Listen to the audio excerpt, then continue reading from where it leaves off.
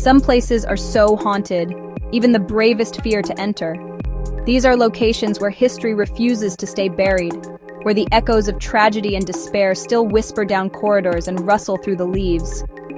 We're talking about places where the veil between our world and the next is so thin, you could almost reach out and touch something, or something from the other side. Think of the coldest chill you've ever felt, that sudden, prickling sensation on the back of your neck when you know you're not alone, even when you should be. That's the feeling we're chasing tonight. Now, I'm not saying I believe in ghosts. Let's be clear, I'm a skeptic, a firm non-believer. But even I have to admit, some of these stories, some of these places, they test that skepticism. They push it to its absolute limit.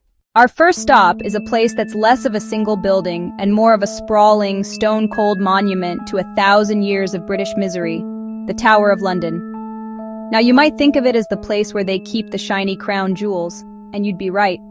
But for centuries, before it was a tourist hotspot, it was a fortress, a royal palace, and most importantly, a prison and execution ground. If these walls could talk, they'd mostly just be screaming. The list of famous ghosts here is longer than a royal wedding procession. We've got kings, queens, dukes, and a whole bunch of other folks who probably wished they'd just stayed home. The most famous resident spirit is arguably Anne Boleyn, the second wife of the notoriously difficult-to-please King Henry VIII. After failing to give him a male heir, she ended up losing her head on the Tower Green in 1536. People have reported seeing her spectral figure wandering near the site of her execution, sometimes carrying her own head tucked neatly under her arm. She's often seen near the Chapel Royal of St. Peter ad Vincula, where her body is buried.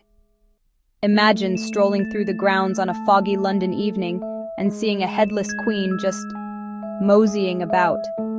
But Anne isn't alone in her eternal restlessness. There are the princes in the tower, the young sons of King Edward IV, who were just 12 and 9 years old when they were locked away in the tower by their uncle, the future King Richard III. Then there's the ghost of Sir Walter Raleigh. He spent a collective 13 years imprisoned in the tower. His ghost is said to still pace the ramparts of the Bloody Tower. Another chilling tale is that of the Countess of Salisbury, Margaret Pole. She was nearly 70 when she was sentenced to death. It was a gruesome, botched job, and her screaming ghost is said to reenact this horrific scene on the anniversary of her death. The sheer volume of tragedy concentrated in this one spot makes it a veritable 5-star hotel for the deceased. Next, we're packing our bags and heading across the pond to the crisp mountain air of Estes Park, Colorado. Here, nestled in the Rockies, stands a grand, beautiful, and profoundly creepy hotel, the Stanley Hotel. If that name sounds familiar, it should. This is the very hotel that inspired Stephen King to write his masterpiece of horror, The Shining. And let me tell you, the real-life hotel does a pretty good job of living up to its fictional counterpart's reputation. In 1974, Stephen King and his wife checked into the Stanley for a one-night stay. It was late in the season, and they were the only guests in the entire sprawling hotel. They stayed in room 217. That night, King had a terrifying nightmare about his young son being chased through the hotel's empty corridors by a fire hose. He woke up in a sweat, lit a cigarette, and by the time he finished it, he had the basic plot for The Shining figured out. But the hotel's spooky reputation started long before King's fateful visit. F.O. Stanley and his wife Flora are said to be two of the hotel's most active, and thankfully, friendliest ghosts. The real paranormal hotspot, however, remains room 217. Guests staying in room 217 have reported their luggage being mysteriously unpacked, lights turning on and off by themselves, and an unseen force tucking them into bed. The fourth floor seems to be a playground for spectral children. Guests and staff frequently hear the sounds of children running, laughing, and playing in the hallways, only to find them completely empty when they open the door. Room 418 is particularly known for this, with reports of children's handprints appearing and disappearing on surfaces and the indentations of small bodies on the bed. The concert hall, a separate building on the property, is another hub of activity.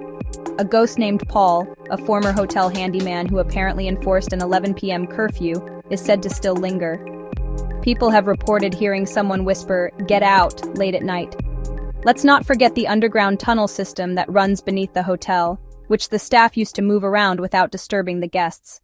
This dark, damp space is now a favorite spot on ghost tours. For our next destination, we journey to the base of Mount Fuji in Japan, to a place of serene, natural beauty that hides a profoundly dark and tragic secret. This is Aokigahara, the Sea of Trees. It's a vast, dense forest so thick with foliage that it's perpetually dark and eerily quiet. The volcanic soil swallows sound. The woods are unnervingly silent. But silence isn't why it's infamous. Aokigahara has earned the grim reputation of the suicide forest. For decades, people have chosen to end their lives here. The forest floor is littered with personal belongings. That association with death gave rise to countless ghost stories. The forest is said to be haunted by the yurei, the Japanese equivalent of ghosts. These are believed to be tormented spirits filled with anger and regret. It's said they're trapped in the woods, unable to move on. Visitors report hearing disembodied whispers, blood-curdling screams, seeing fleeting, shadowy figures darting between the trees. The forest's dense nature also makes it incredibly easy to get lost. Compasses and GPS devices are notoriously unreliable here. The volcanic soil's magnetic iron messes with navigation. The trees themselves, twisted and gnarled, seem to reach out like skeletal fingers. Paranormal investigators who enter at night have documented strange phenomena.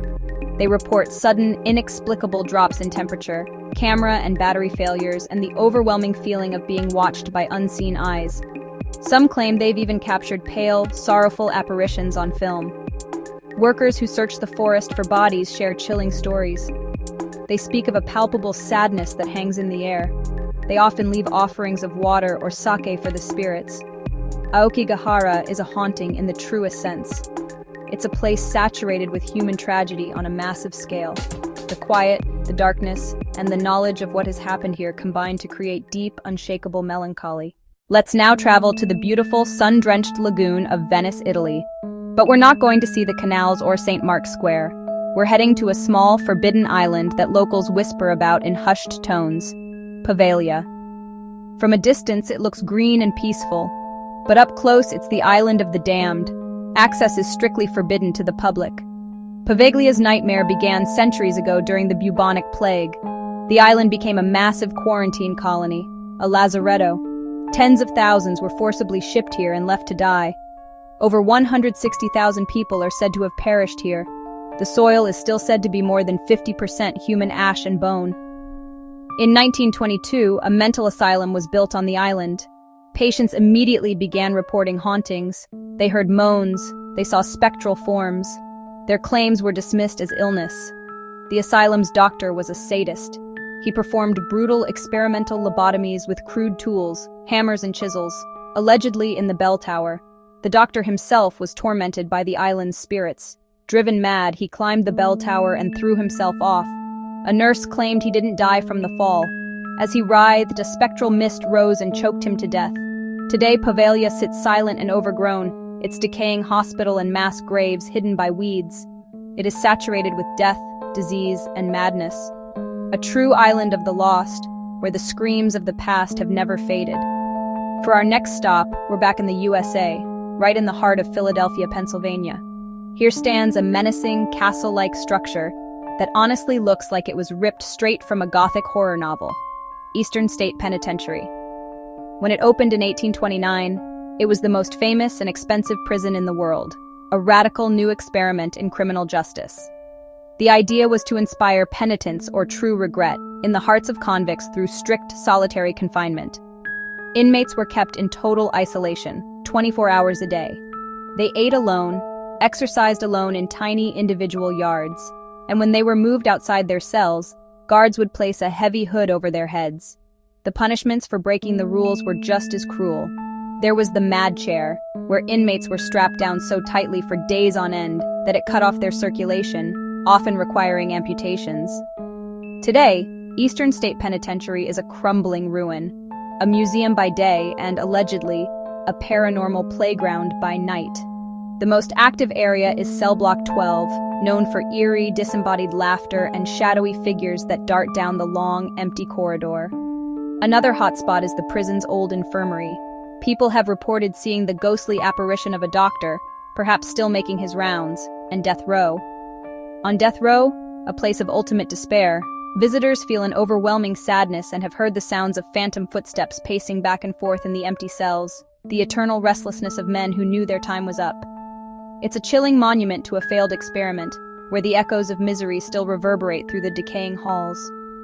The philosophy of solitary confinement may have failed to reform its inmates in life, but it seems to have succeeded in trapping them there in death, forever bound to the site of their suffering. Let's jet off to the picturesque Loire Valley in France, a region famous for its fairy tale castles. But not all fairy tales are happy ones. Our destination is the Château de Brissac, the tallest castle in France. It's also home to one of France's most famous and persistent ghosts, La Dame Verte, or the Green Lady. The story dates back to the 15th century and involves a nobleman named Jacques de Breze and his wife Charlotte. One night, Jacques was awakened by his servants, who informed him that Charlotte and Pierre were, at that very moment, together in one of the chateau's rooms. Enraged, Jacques burst into the room and in a fit of jealous fury, murdered them both. Those who have seen her describe a truly terrifying apparition. She is said to have a corpse-like face with gaping black holes where her eyes and nose should be. The current Duke of Brissac and his family, who still live in the castle, have grown accustomed to her wails. They say they hear her most often in the early hours of the morning, her ghostly cries echoing through the castle's grand halls. She makes her presence known to guests and visitors alike. People staying in the castle have reported feeling an icy chill in certain rooms, hearing the rustle of a dress when no one is there, and feeling a light, spectral touch on their shoulder.